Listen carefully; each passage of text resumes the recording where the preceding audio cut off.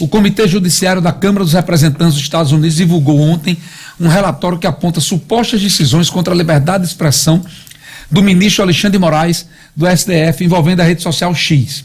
A comissão tem maioria de parlamentares do Partido Republicano, que faz oposição a John Biden. O documento tem como título: o ataque à liberdade de expressão no exterior e o silêncio do governo Biden, o caso do Brasil. O relatório acusa os governos do Brasil e dos Estados Unidos de buscar silenciar críticos nas redes sociais. O texto é divulgado após uma série de críticas do bilionário Elon Musk, dono da plataforma X, o antigo Twitter, contra as decisões de Moraes. No relatório, Decisões de Moraes tirou do ar 151 perfis no X e, segundo consta no relatório, muitos sem a menor justificativa. Por ele achar que a pessoa não estava respeitando a nossa legislação, ele simplesmente mandou tirar do ar. Comitentemente é isso. Ontem o jornalista Glenn Greenwald, que não só participou da Vaza Jato, mas ganhou prêmio no mundo pela Wikileaks, não foi, Bea? Isso. Disse que hoje a censura no Brasil claramente está implantada e piores do que em países que são tidos como fechados e que tolhem a liberdade de expressão.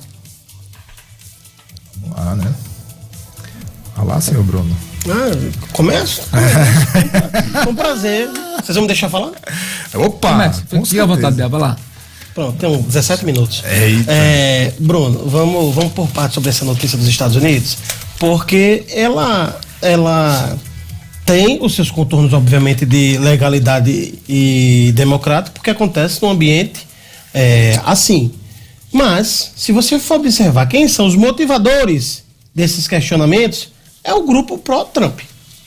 Resumidamente, é um grupo pró-Trump.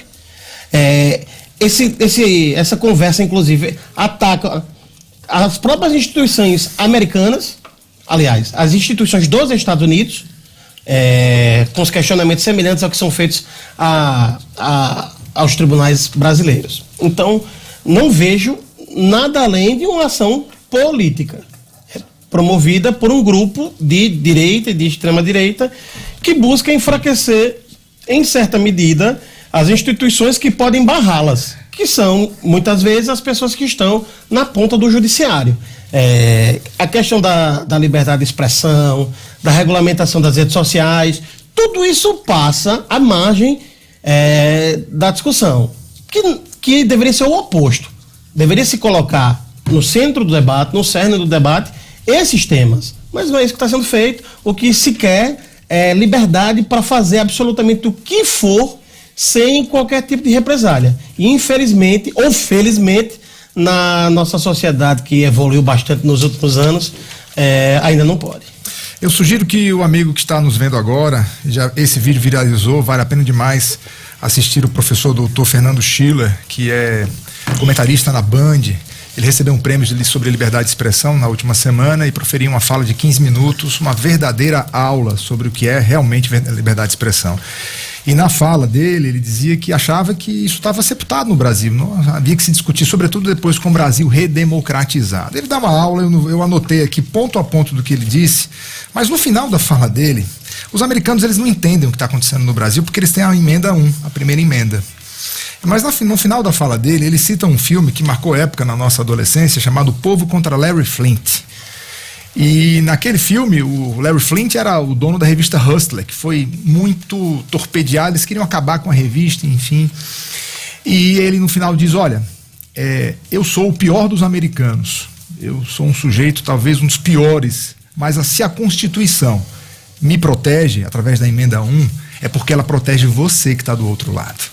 Então, para os americanos, é difícil entender o que está acontecendo no Brasil, porque o que está escrito lá, independentemente das cores partidárias, sim, a maioria dos parlamentares dessa comissão são pró-Trump, e eu não vejo nenhum problema, porque se fosse pró-Biden, enfim, agora, isso ganha contornos diferenciados. Eu achava particularmente que a ida dos parlamentares ligados a Bolsonaro para a Europa, para os Estados Unidos, não fosse dar em nada, absolutamente nada. Só que a jogada do Musk foi de mestre, porque o que ele pegou? Ele simplesmente entregou ao Congresso dos Estados Unidos todo o calhamaço de documentação que ele tem.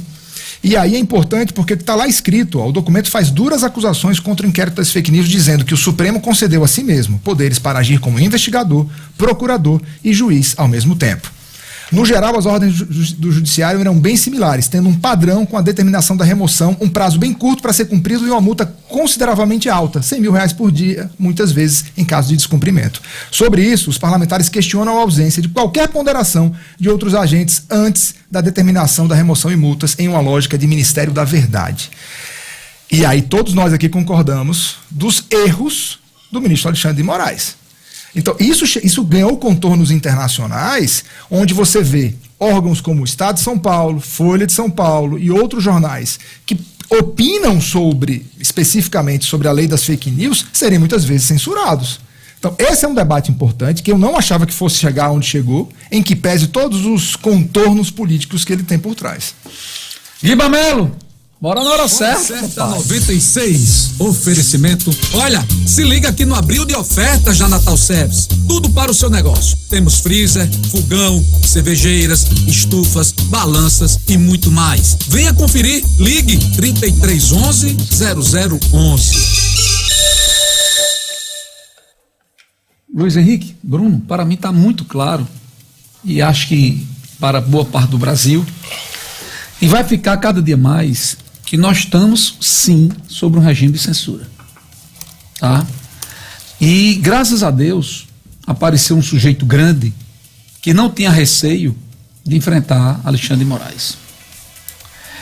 E eu quero ver o que é que vai ter que acontecer para ficar comprovado isso, Luiz Henrique. Que um sujeito, ele acusava, ele julgava, ele condenava, inclusive quando os assuntos eram relacionados a ele.